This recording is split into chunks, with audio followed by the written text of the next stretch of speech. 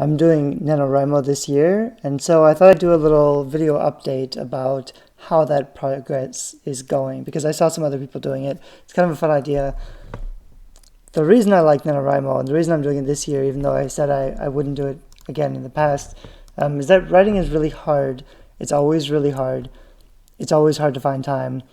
But basically, you've got to let everything else go. You have to devote yourself to it, and you've got to get it done. There's no shortcut. There's a lot of frustration. There's a lot of depression because you want to do it and then you don't. Then you hate yourself for not doing it. So there's a lot of weird things going on. It's not just about the progress of writing, but you basically have to sit down every day for an hour or two. I'm trying to do like 8 hours a day. I've been writing. I can write about 10,000 words in a day if I work all day really hard at it. But it's more common just to never get into it. It's hard to start. So if you don't get into it, the whole day goes by, then you go to sleep. You didn't do any writing. The hard part is starting. So you want to just start and write 100 words, or say I'm going to write for 5 minutes and put a timer on. Making yourself get it started, that's probably the hardest part. You have to do it consistently. Usually it takes 5 or 10 minutes just to get into like, okay, where was I? What happens next? What's this scene about? Before you actually get into the writing. But if you can stick with it for 5 or 10 minutes and kind of get into it, then it gets easier. And like any other skill, it gets easier the more you do it. So when you first try, if you've never written a novel and the first time you try to do it is Nanowrimo, it's very difficult. It's very frustrating. The book I was working on that is up to like 100,000 words now was so difficult to write. But I learned so much in that process when I was writing it. It's not done. It still needs a ton of work. But there's basically the 1,000-hour rule where you need to write or do anything for 1,000 hours before you get pretty good at it. When you're writing a novel, that's about 1,000 hours. That first novel I worked on was probably, 50 to 100 hours that I put into it. Now I'm finding that I'm getting much better at getting into it. I'm getting much better at writing itself and noticing what's wrong with it and making it better. It's all just coming easier. And that's because I've put in the time. You kind of have to force yourself to hate it. It's frustrating. It's awful. It's challenging. You do it anyway for enough time and you'll get better at it. You'll feel more comfortable with it. It'll be a lot easier. And there's no real shortcut for that. You don't just learn how to write by osmosis. You can take courses. You should definitely buy some books on plotting, which will help so much. If you think you don't need to plot and you just want to be a pantser and write from the seat of your pants, you're setting yourself up to fail. Some authors do it because they know story and they can get away with not plotting because they know instinctively what elements a satisfying story has to have. If you don't have that, you're going to end up with this bloated manuscript that you can't edit into a successful story because you didn't plot it. So plotting is kind of like training wheels. If you're writing your first novel, it'll save you a ton of time. It'll make sure you put everything in there to make it successful. Instead of just trying to accidentally feel your way into it.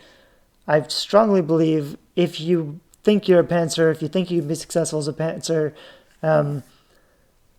do it if you want, but if you haven't finished your novel, or if you have finished novels and they're not selling, then reconsider. And you may think, I'm a plotter, I'm a pantser, this is just how I am. But if you want to be a professional writer, you have to learn new skills. If you don't feel comfortable with something, you learn how to do it. You get better at it. So I think saying you're a pantser is kind of just an excuse. You say, well, that's my personality, that's how I like to write. It's fine. When you get sick of failing and you want to write books that sell, become a plotter and learn how to write good stories. Because if you start off with a strong plot, everything is going to be a lot easier. I'm off track because I'm ranting and I'm late. NaNoWriMo update. I'm at 35,000 words in the first 10 days, but I'm not writing one novel. I was trying to write 5 novels and get to the first major plot point, which is 25,000 words in, and do all of those in a month. So that's 10,000 words a day or 150,000 words, which is 5 or 6 novels. 6 novels at 25,000 words each, I'm going to publish them as serials. So I'm going to put out the first 25,000 words and see how readers react to it.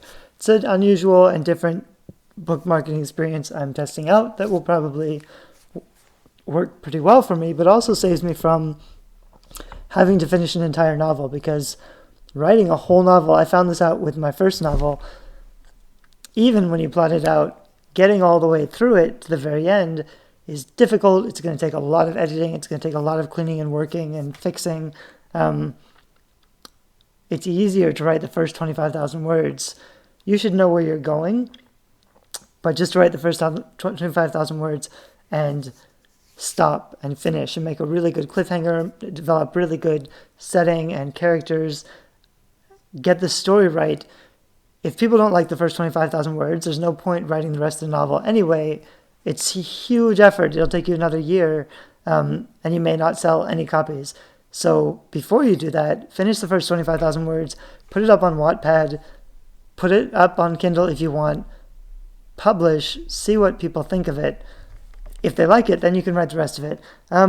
It's not a common strategy, but if you are building a platform from scratch and you don't already have an existing readership, it's a great way to build your list and to build your platform before you publish the whole main book. Because eventually you'll finish all the pieces, then you'll have figured out the whole thing, and you can publish an omnibus, which is the whole like real book that you can promote heavily.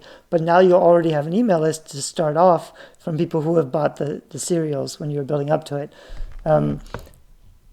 So it's what I'm doing. It's something that I'll talk more about when I finish writing the books, and I can actually show you some social proof and stats and see how they're doing.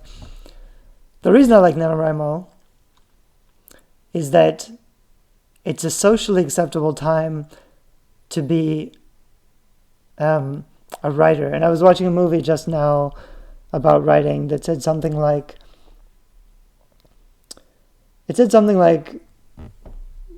writing is kind of an introverted occupation, and the people who are shy or introverted are probably pretty not self-conscious, self-absorbed. If you want to spend an hour or 5 hours or 10 hours writing full-time and be a full-time author and publish a lot of content, in most months, it's hard to do that, because you say I'm writing a novel, people just think you're, they say that's nice, but that's kind of selfish, or they think you're a dreamer, or they don't really know what's going on. It's difficult to basically let the world burn, stop cooking, stop showering, stop answering your emails, basically letting everything else slide. If you did that any other month, people would get upset, and they would say, I know you're writing a novel, but you need to care more about interaction or health, or what's the word, personal hygiene. Those are things people kind of object to. If you do it during NaNoWriMo, you can explain it's NaNoWriMo. It's this cool thing where everybody tries to write a novel. It's a movement. It's socially acceptable to be a really weird, self-absorbed person working in your head on this book that you're writing during November, which is why I think NaNoWriMo is really cool. The danger in NaNoWriMo, firstly, is that if you're just playing, you're not actually trying to write a novel, you're just trying to get to 50,000 words, you might end up with a bunch of crap that you can't publish. I'd encourage you to plot it well and go in thinking, I'm going to finish a novel that I can clean up and edit and publish. That's the goal that I'm shooting for. And also, there's a lot of talk in NaNoWriMo about people complain. They say, I wanted to write, but I didn't because life got in the way and all this bad stuff happened and I feel terrible. And they get support, and people tell them, well, it's okay. Don't worry about it. The 50,000 words, doesn't matter if you make it or not, doesn't matter if you're a winner or not. Even if you write 100 words, that's okay. If you go into it thinking like that, thinking, I'd like to do this, but it doesn't matter if I don't. If you let yourself off the hook, or if you look for sympathy, you're kind of setting yourself up to fail, because you're saying it doesn't really matter to me. It doesn't matter. I think you should take it seriously and say, I'm going to get to the 50,000 words and make that the point of your participation. Life gets in the way. It's difficult to say no when terrible things happen and say, oh, that's awful, but I'm writing a book. I just can't deal. I can't deal with that, and shut everything out. It's difficult to do that. It's much easier to get distracted or respond or other things are happening. It takes commitment and conviction to stick with Nanowrimo and to get to your 50,000 words and to write every day.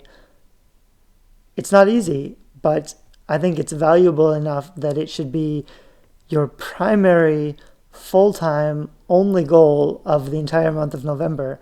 You shouldn't do anything else. You shouldn't plan on doing anything else. You should not have any activities scheduled. You should get pre-bought meals. You should turn off your Wi-Fi or your internet. I mean, it's got to be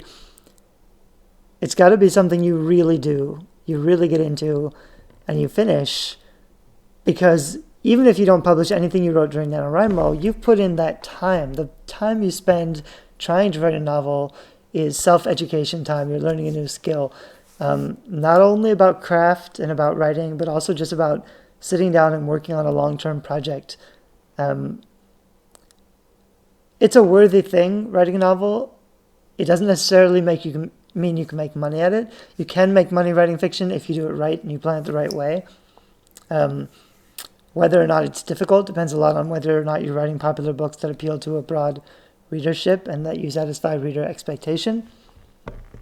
And there are cool book marketing hacks that you can use to get in front of readers that are out there. I mean, I talk a lot about these things, so if you try to find out how to build an author platform, it's not hard to do. There's a big learning curve in both writing quality fiction and also building a well-designed author platform and also building your email list or getting visibility. There's a lot to learn. It's a valuable attempt, adventure, I suppose. So I encourage you to do it. I'm enjoying it. Oh, and the point that I was going to mention that I didn't is now that I'm writing full-time, I'm going to start living in castles and running writing retreats or co-working space type things. The first one will be next November during NaNoWriMo. We'll have a NaNoWriMo castle and I'll rent out a castle. Or I'll just go stay in a castle hotel for a month and write my book, and I'll give away some opportunities for other people to come join me in the castle. So I'll pay for it and you can come live in the castle with me and we'll write books together next November. So I'll be running some giveaways like that soon. If you're interested in those opportunities, stay tuned. Thanks.